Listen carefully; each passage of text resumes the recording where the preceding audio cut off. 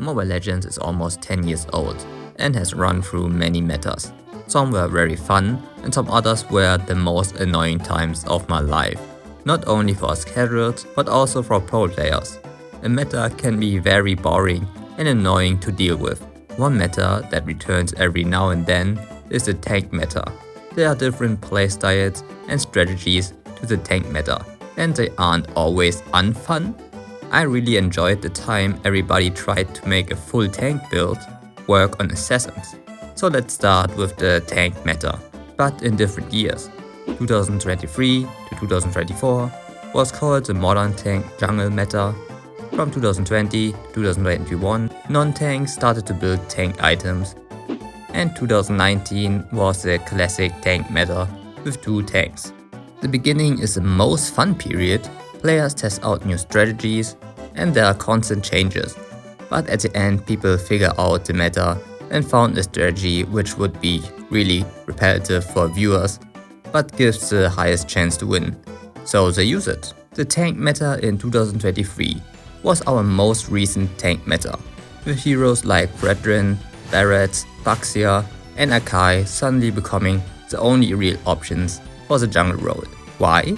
Because of adjustments to retribution, jungle creeps and tank item buffs. It is easier to invade squishy assassins and so on. Tanks could clear safely and pretty fast while still contesting objectives. They could go full tank, unkillable and still do a good amount of damage. There were only a small handful of other assassin junglers like Nolan and Joy with their high mobility and damage that could keep up with the meta. And sometimes Dyroth too, because of his high armor pen, which also got nerfed after the tank meta. Also because you already have a tank in the jungle and another tank in EXP, you could go for more utility support or mid laners, paired with Angela, Valentina and the good old Theramis, which was the 4th most picked hero in M5, picked 67 times. But after a couple of weeks, they nerfed him so hard that the next year in M6 he got picked only 6 times. The result was a meta where team fights felt slower, less explosive and more about sustain. Every game turned into the same strategy. Possible invades, turtle, turret, lord. Survive and eventually win through enough objectives. Most games ended with a total of 20 kills combined, which compared to last year's 30 kill average, it's not bad but still 1/3 less. And also the same heroes over and over again got picked. The match length wasn't that bad, 15 to 25 minutes on average, but some matches took over 30 minutes, like the 3rd game of the lower bracket semi-finals, Echo vs Onyx, 39 minutes and 50 seconds in MSC 2023. The tank meta stretched around 2 seasons, from season 28 to 30. The beginning was in mid-2023, around patch 1.880. On March 27th, we saw the big nerfs and the start of the end of the tank meta. A bunch of assassins got buffed and tanks and fighters got nerfed. There was also a new adjustment to the jungle area protection. In the first 2 minutes of the match, now enemies do less damage to you, but you also do more damage to them. So weak early assassins don't get invaded so easily. It was pretty basic, nothing special except that tanks went to jungle. The strategies were reasonable most of the time. It was more the length of the meta, 2 seasons. In 2020 to 2021 it was a little bit different. Instead of having a big front line full of tanks and being unkillable because of their health and armor, another attribute got utilized: heal.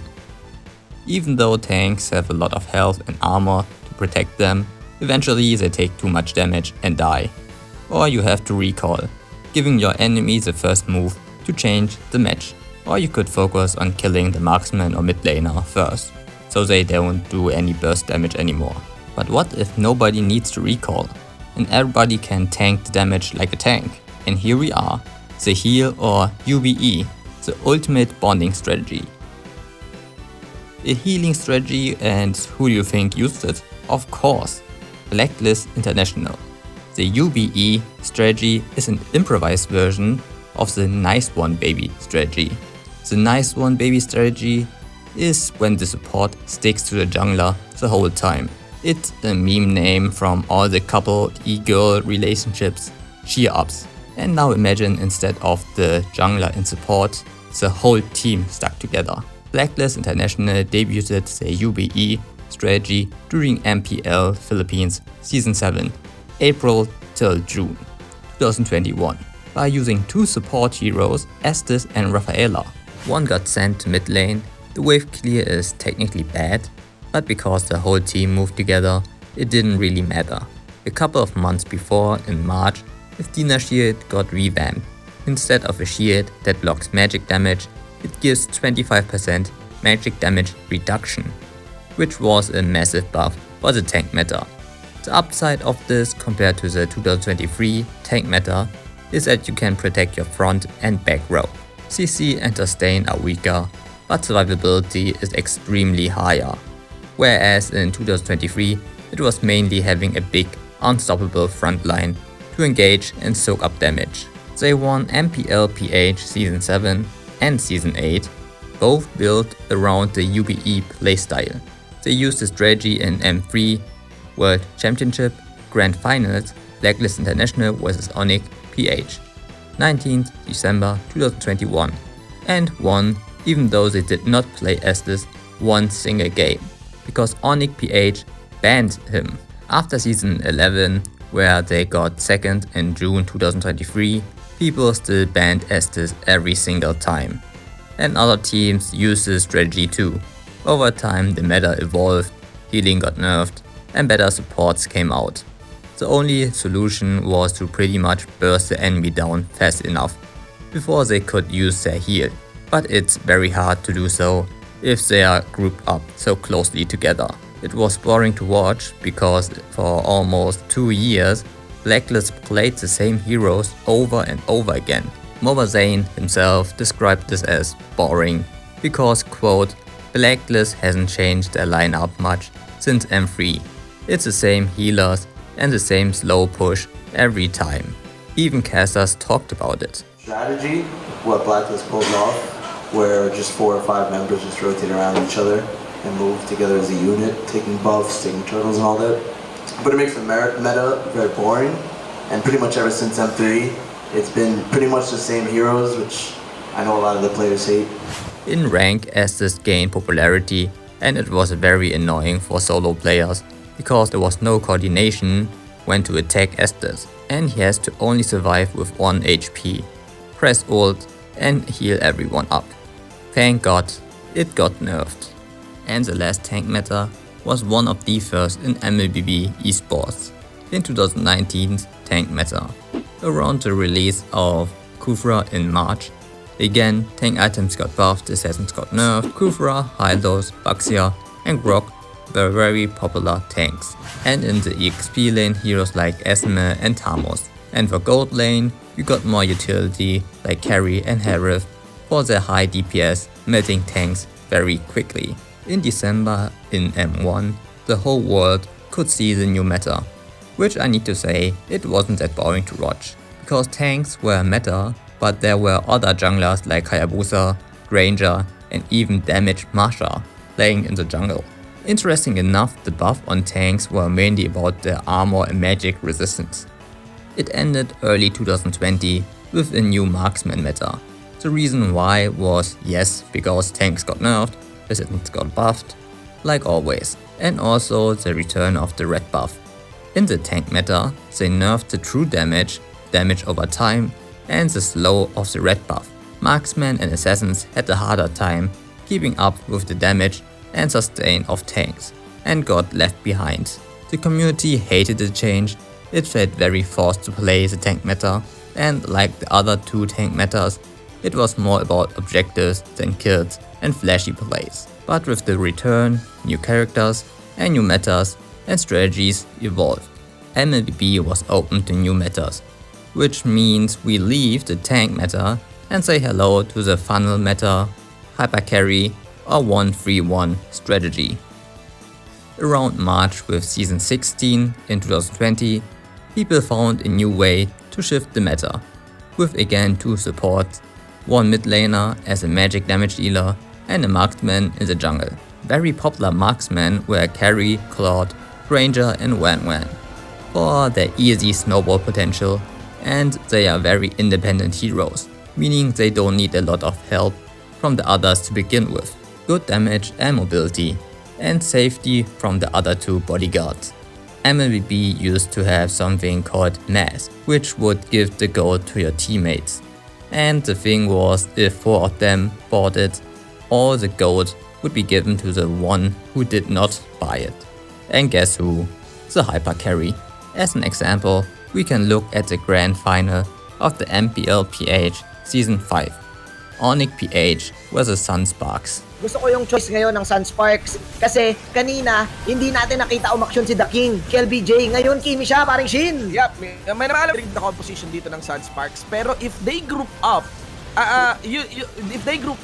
it does feel like the early game is handed on to them. Quite easy, no? Dumating si Iwise dito. That's already a check on Tikiluwas na mabibigyan ng oportunidad. Yun yung lakas ng composition dito ngayon ng Onyx. Ang dami nilang bala. Oo, nag-research. Men, sabi nila, ito pala si Mr. 5 Minutes. Yep. Mr. 5 Minutes, 4 deaths. At yun yung nangyari. Let's go. Tignan natin. Wings by wings.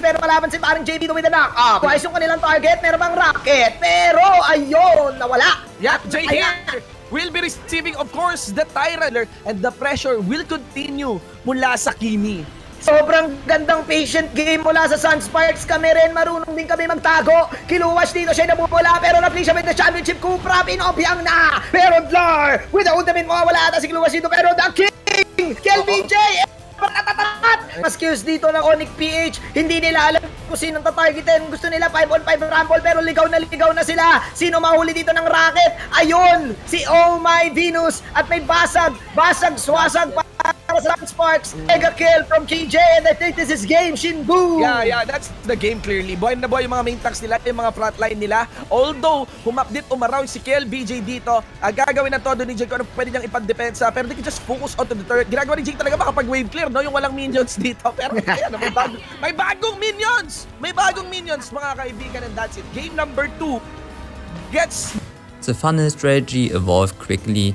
Assassins got picked over marksmen, with the buffs for Link and a rework for Lancelot.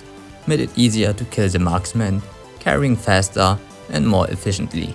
One season later, Season 17 was from June to September. Fighters got more popular, and what's also important, aggressive support like Brock got nerfed and the matches were slowed down a bit. The hyper carry strategy got hated because the whole game was focused around one hero, and if the hero got to snowball, there was nothing the enemy could do, and most of the time for the enemy it would be a 1v3 gank. Players felt depressed pretty fast when the enemy carry got their first couple of kills. Players surrendered more often, and it felt pretty useless as a side laner compared to the jungler, who will probably take their farm too. Also, like the other metas I mentioned, the hero pool was pretty small, and therefore games got repetitive. Even when those meta heroes got nerfed and the hero pool opened a bit, it's still very annoying to play a game revolving around one person. And the last meta or strategy I want to talk about is probably the most known and for a lot of people the most toxic, the Diggie feeding strategy, which was also discovered in 2020. What a tough year. First, it got used in Mlbb Season 6. The strategy was pretty easy. With Diggie's passive, he can walk around the map and then revive after the death timer. Diggie would first die a bunch of times to lower his gold when killed by the enemy or turret. And when he is alive or dead, he will follow the enemy jungler and annoy him, giving constant vision to your team. And they can't do anything about it. Killing him doesn't give you any gold or XP, and alive he can annoy you even more with his abilities. Ganking your teammates became impossible without the surprise element, and Diggie is also there with his ultimate, the second skill, to save your team. His damage was pretty decent too. There was also what I call reverse feeding, where you let yourself be killed by the enemy and give them a big bounty. The next time your jungler kills that enemy, he gets a big bounty back. And with the old bounty hunter emblem, which grant you an extra 30% gold, they were playing pretty much the piggy bank waiting to be hit open. It was popularized by Aura PH, Captain Rafflesia in MPL PH Season 6. Also, it was claimed to be created by Assassin Dave from his Honor of Kings esport experience. It started around August 2020 and ended around February 2022, so it stayed for around 1.5 years.